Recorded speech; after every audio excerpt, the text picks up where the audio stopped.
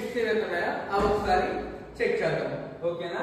ఏవైతే రీసెంట్ గా repeated questions ఏవైతే ఉన్నాయో మన హిస్టారికల్ బ్యాక్గ్రౌండ్ ప్రకారంగా అవి ఒకసారి రిపీట్ చేద్దాం. ఓకేనా?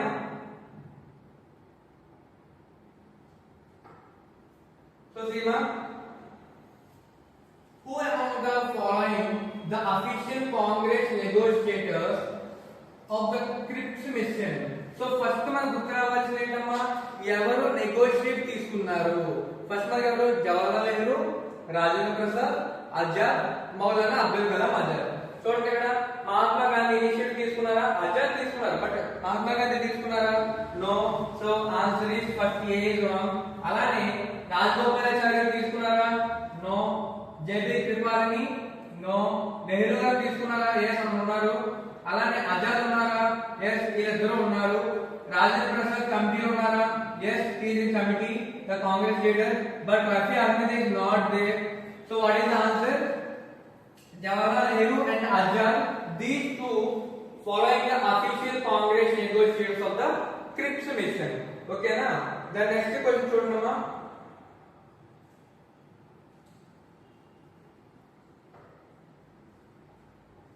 The system separate electorate for Muslims was introduced under. So ఏ యొక్క యాక్ట్ ప్రకారంగా మనకి సెపరేట్ ముస్లిమ్స్ యొక్క ఎలక్షన్స్ అనేవి రూపొందించబడ్డాయి? 1861 అమ్మా? No.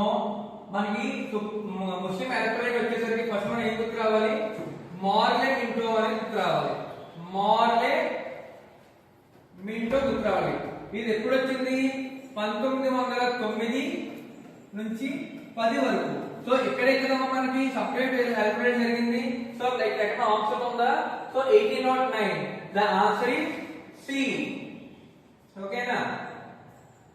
So next,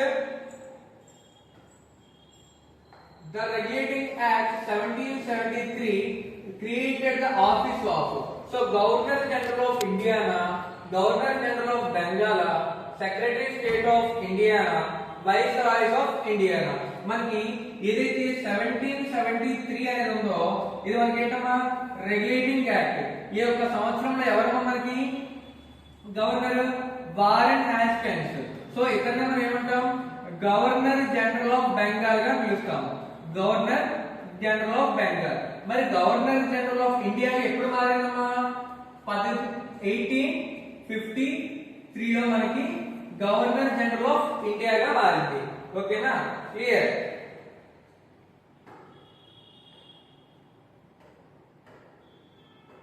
so next చూడమ్మా, who was the constitution advisor? So constitution advisor అంటే భారత రాజ్యాంగం యొక్క అడ్వైజర్ ఎవరున్నారమ్మా? Who was the constitution advisor to the constituent assembly? Doctor BR Ambedkar. He is the drafting committee. ఓకేనా? He is head of drafting committee. And Alladi Krishnaswamy Iyer? No. Jawaharlal Nehru? No.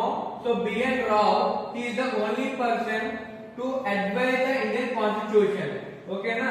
He is the only person advisor. So who is the advisor here? B.N. Rao. So next question చూడమ్మా. Object to resolution was moved in the Constituent Assembly. ఏదైతే భారత రాజ్యాంగంలో constitution అసెంబ్లీని ఎవరు move చేశారు అంటే the only answer is Jawaharlal Nehru. Okay na? Jawaharlal Nehru is the moved object to resolution. Okay na?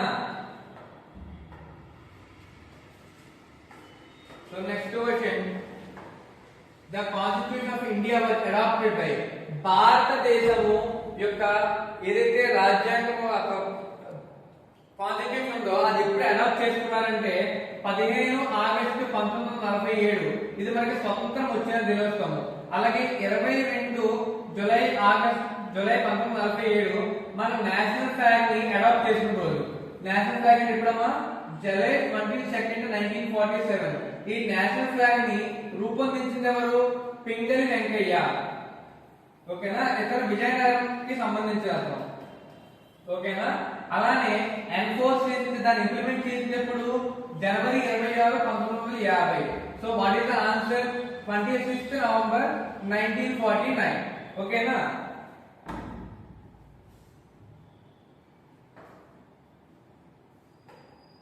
So last question అమ్మా.